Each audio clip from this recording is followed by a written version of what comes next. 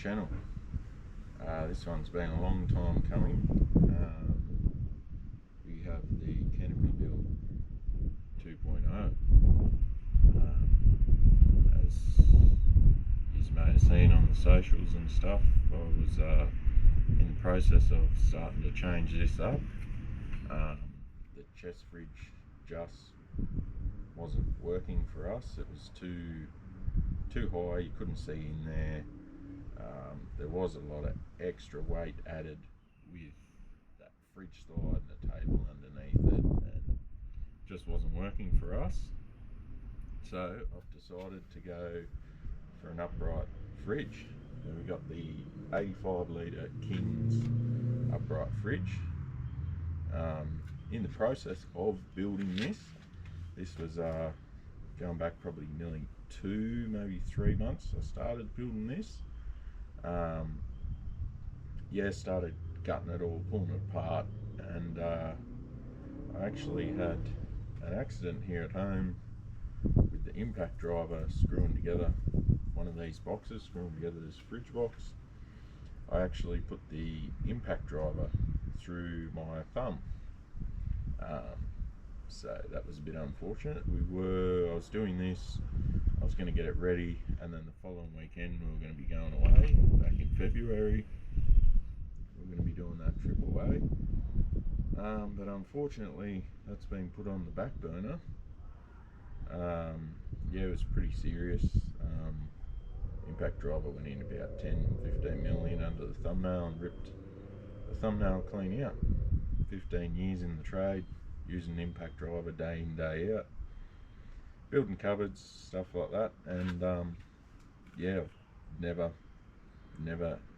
ever have I had an injury like that before. Never been injured at work.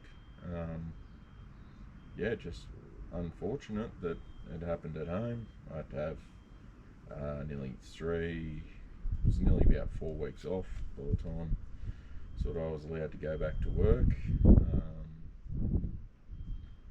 So that put a dampener on it. This thing was in standstill for 3 or 4 weeks. There was nothing happened. I couldn't do anything. Thumb was all wrapped up. Couldn't use my left hand.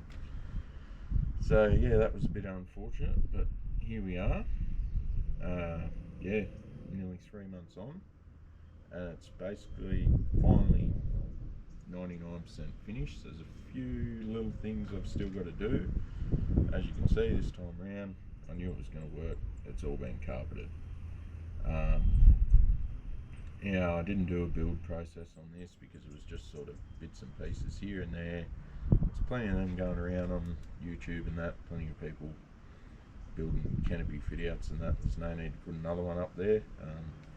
I'll roll some photos of the build process and strip down process, but basically I had to gut the whole thing because when I built that the first setup, I'd fixed everything to the false floor, all the uprights, everything was fixed to the false floor, and then I put the false floor in. So basically I had to rip the whole lot out, false floor, everything, get all my screws out, everything. I've changed that now. False floor is its own, and all these boxes now just screw to the top. So if I want the drawer out, I've basically made this setup so we can pull this drawer and this top off. I've left this open, basically made it so we can pull this out if we don't want this in there, and we can just run the fridge. I've moved all the battery, was in the center at the back. I've now moved all the battery up the front, so basically all the weight is still sort of either over that axle or forward of that axle.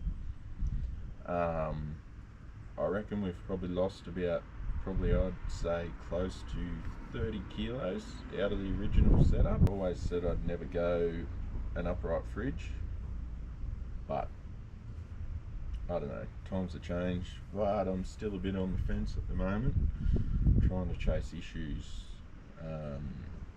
with 12 volt wires, because I added a 100 watt solar panel to the roof quite some time ago, because this canopy gets so hot. I'm still yet to finish insulating it. I've done the doors, but it just gets so hot, full sun on the door all day long. When I had the chest fridge, the 100 watt solar panel was keeping up, and what the fridge was drawing, the solar panel was putting back in, so I never had an issue with the battery. But for some reason, this upright fridge is meant to draw less power, but at the moment it's killing me battery. At first I thought maybe cheap lithium battery, maybe it's on its way out. It's 3 years old now and that thing's still kicking along. Cheap eBay battery. That whole lithium setup was under $1,000 when I built that. I thought maybe it's on its way out. It's 3 years old. It has actually shut the BMS off twice, and I've had to jump start that BMS to get it going again. So yeah, I'm not sure what's going on there. I ended up buying a lithium 240 AC, whatever you want to call it, charger to wake the BMS up and charge it up. And I've had that out for about a week now. I thought maybe it might have been draining power just sitting there. It might have been like not holding its charge, but I fully charged it. Took about 9 hours to fully charge it from waking up the BMS, but it's been sitting out of the ute now for about a week and it hasn't dropped any volts. So obviously that's not the issue. I'm starting to think that possibly this fridge is the issue. I'm starting to think maybe I do need to do the fan mod, because I ended up putting my Ironman, the little Wi-Fi monitor things, put that back in the fridge. I hadn't run it in the other one God knows how long, because it told you what the fridge was on. So I put that in the fridge on the middle shelf. They reckon that's the coldest, and on a hot day you have the fridge set at 2. It probably gets up to about 4, which is no issue. I used to run the other fridge at about 3 and it used to go up to about 5 on a hot day. So I'm wondering if it does seem like on a hot day the fan is constantly running, trying to keep it to temperature. That's the only thing I hate about this fridge at the moment, is it doesn't tell you what the temperature is inside the fridge. It only tells you what you've set it on. So that's my biggest downfall at the moment. What I do hate about these uprights. But in saying that, this setup is so much better, so much more user friendly. Open the fridge, get the stuff out. You're not, getting little step ladders out trying to reach in the top of the fridge and stuff like that. It's just so much easier. So I don't know. I'm just trying to sort that issue out at the moment. The other thing that I had too was I don't actually know how much solar is coming in. I don't know if that panel's working properly or what. It is a King's 100 watt slimline panel. So I don't actually, I've never had anything to monitor what's going in. All I've ever done was just rely on that voltmeter on my switch panel there, which it's not that accurate, I don't think, because when the battery was turning off, I check it the night before, it'd say the battery was on like 12.9, and we come out in the morning and the thing was switched off. So I'm thinking that voltmeter isn't saying what it's meant to, because it says that battery in the specs was turning off, the BMS would turn off at 11.8. So I'm thinking there's something going on there with that voltmeter that's not correct. So I've actually gone and bought a shunt so I can monitor what's coming in and coming out, because I don't have a MPPT regulator. I just run the solar panels straight through the DC charger, because I was always going to get a shunt eventually, but the time has come. I need it now to monitor. I need to monitor how much this fridge is actually drawing, because I'm thinking now that solar panel might not be keeping up with this fridge, but I don't know. So in the process I've got to fit all that up. But yeah, I'll give you guys a look at this anyway. So basically I've opted to, I kept the original drawer.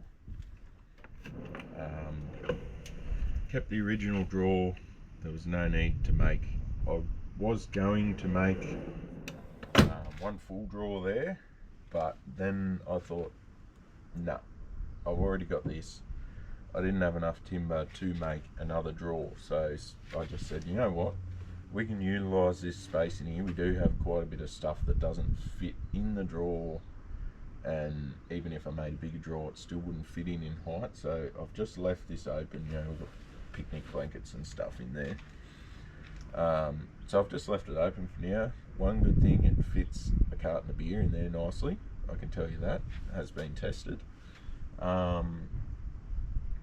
Yeah, so I've made it too, so this is two separate pieces on top, so I can pull this top out if we're going away and we have a heap of tall stuff we want to lean up in there. I can take this top out and we can still just have the drawer in there. So I've sort of made it more versatile, I suppose you'd say, in that way, that, you know, everything's sort of modular. You can take things out, all that. Basically you can take all this out and just leave the fridge, the battery compartment up the front. It's in its own battery box, so yeah, that's another thing. So the other issue too, I'm thinking, is heat wise with that battery as well. I'll give you guys a look at this setup now and explain to you what I think is maybe going on with that battery. It's got a lot of heat soak going on, I'd say. So basically I've made this fridge compartment, battery compartment here. So basically I've made a battery compartment here. Battery's in behind there. This is a removable lid, and then obviously I haven't carpeted that yet. I ran out of glue and stuff to finish the rest. So basically I'll have my shunt will be mounted down here. That fridge monitor will move down. I'm thinking a lot of the heat is trapped in there because this DC charger, I think I've read it gets to probably around the 50-degree mark when it's full running, like charge mode sort of thing. So I'm thinking there's too much heat trapped in here, so I've actually got a vent I'm going to cut in the top here to try and vent some of that air out, which might help. As well as when I've redone it, I took out this rear wall, so we've got wall behind the fridge and all that to the ceiling, and I actually took that out to try and circulate a bit of the heat in this canopy a bit better, and I made sure I had enough ventilation in that fridge, because ventilation is key with these uprights. I made that vent there the full size. It's got probably 70mm clearance at the back of the fridge, as well as it's got a full vent about the same size as that on the back side that has the fan that I think it sucks in air. There's a full vent on the back of that wall as well. But yeah, I'm thinking that's partly the issue, is that compartment's getting too hot, as well as the battery sort of up the front. So even though it wouldn't get much heat down there, I think this still heats up and it's soaking in, and there's just, yeah, too much heat in there. So I'm going to try that. I'm going to try cutting a vent in here, and hopefully maybe I can sort the issue. Like I say, if that doesn't sort the issue, I'm thinking next will be the fan mod in the upright. I put the compressor mounted up in there. I was kind of like, I don't need to box this whole section in. I was kind of like, what am I going to do there? I can still utilize that for stuff, and I was like, that compressor was in a terrible spot in the last one. I couldn't get to the fitting to plug the hose in. It was way down in the back behind the fridge. Even though you pulled the fridge out on the slide, you still could not get in there. So I just opted to put it up there. That was wasted space anyway. And as you can see, it's not hooked up there at the moment because obviously I'm still doing a bit of wiring and stuff. I'm pretty much going to delete the voltmeter out of this. I'm not even going to use that. I'll probably put another SIG socket in there and just purely run the shunt. But yeah, so that's basically the setup now. As I say, that's removable. I got a couple of L brackets there, a couple into the uprights. Yeah, just 4 screws, pull that out, and you can just run that drawer and the upright.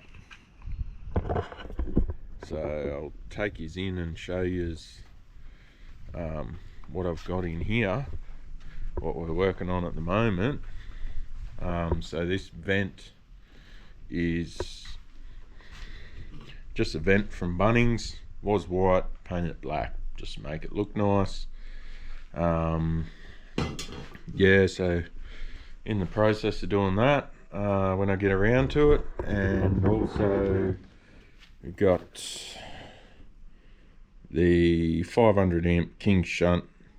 Like I say, this is all budget setup. So yeah, I'm still trying to keep it within a budget. It's still about the $1,000 mark. But yeah, as for that, that's the Canopy setup. And we've got some other little goodies there that the boys from Cap Industries sent over to us. The new passenger side NP300 bracket. So there'll be a video coming on that shortly of installation. Yeah, so I'm pretty sure that just about wraps this one up, I think. There's not much more to say about this. I'll roll a few photos at the end of the video of just the whole strip down and rebuild process. And I'll put a little disclaimer in there. I'll show a couple of photos of my thumb. It is a little bit gory. Those images will be blurred out obviously for YouTube reasons, but yeah, basically I had to have stitches, everything. The nail had to come off, they had to clean under the bed, make sure there was nothing in there. I cut under the nail bed when it went in, it cut it. So that was, yeah, it was very painful exercise, but you live and you learn, I suppose. I wasn't really paying attention at the time. Talking to the wife at the same time, screwing it together, bang, slipped off the screw, straight through, easy as that. Like, these things happen. But pretty much this build is pretty much 99% complete now. Just got to find time to get out and use it. Cheers guys, thanks for sticking around to the end of the video. Don't forget to hit that like and subscribe button. Head on over to our Facebook page and give that one a like too. Turner's 4x4 Adventures. Yeah, cheers guys, thanks for watching, and I'll catch you in the next one.